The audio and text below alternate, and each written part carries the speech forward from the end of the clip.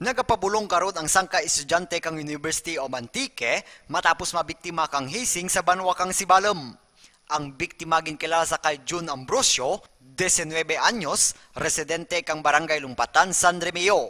Tana sangka first year student nga nagabuol kang kurso nga BS Criminology kang University of Antique main campus.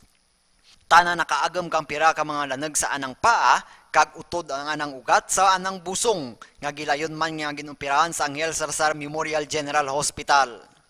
Suno sa investigasyon kasi balong PNP, tana nag-intra sa fraternity nga K-Cube katong bulan kang Oktubre. Sa kadyagid lamang nga bulan Disyembre 10, tana nakaagam kang final initiation kag natigayon ang mga patal na nga pilas.